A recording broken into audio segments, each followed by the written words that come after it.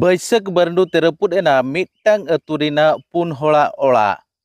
ओड़ा रपुद साव सावते हुड़ू चावले सीम मेरम हको लोहद आकाना। घटन खन बाडाय आकाना जे ओडिशा पनत मयूरभंज हनत रेया बहड़दा बनत जसीपुर पंचायत रेया लंदाबासा अतुरे चालावेन 7 मे हिलो सिंगल बेड़ा बांगमा तारासिंह बेड़ा बैसाख बरंडू होय रिमिल दाग ए जड़ी लिया और ओना बैसाख बरंडू होय रिमिल दाग जड़ी तेगे लंदाबासा अतुरेना पुन होड़ा ओड़ा ए रपुद किया। आजबेस्टर को होय ओटांग सावते ओड़ा चोट करे दारे को ᱧᱩᱨ कातेन पुन होड़ा ओड़ा खेती आकना जहाँ खातिर ते आको मिद सेरमा लगिद जोगाव जतन लेद हुड़ू को चावले को खांता पटिया सीम को मेरम को जेते को लोहद आकना। लंदाबासा रे चालावेन 7 मे हिलो सिंगल बेड़ा बांगमा तारासिंह बेड़ा जहाँ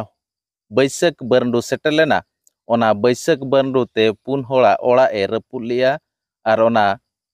अकुआ हुड़ू को चावले को एमान को खेती का। उनको को को हुयुग कना लंदाबासा अतुरिन कालीदास हांसदा साईराम सोरेन सागेन सोरेन और माझिया हांसदा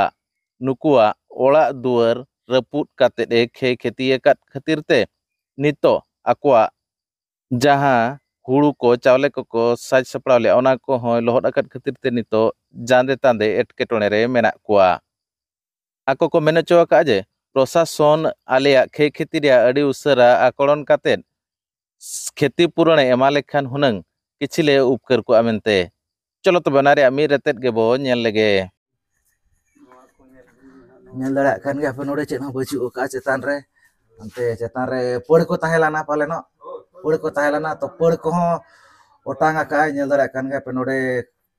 नोका एजबेस्टर को टोटल चेत मिटे जिनिस बचु का पड़ जखन बाय ताहेना एनखान मा चेत हो बचु का से उनका गे नोआ ओड़ा को नोडे नेल जंगमा नोडे हो उनका गे चेतान करे चेत हो बचु का नोडे हो अच्छे मिद सहाराना पड़ दो ना नोडे ना हो बचु का नो मिद सागे ना नोडे मिद सागे बचु का नोडे दो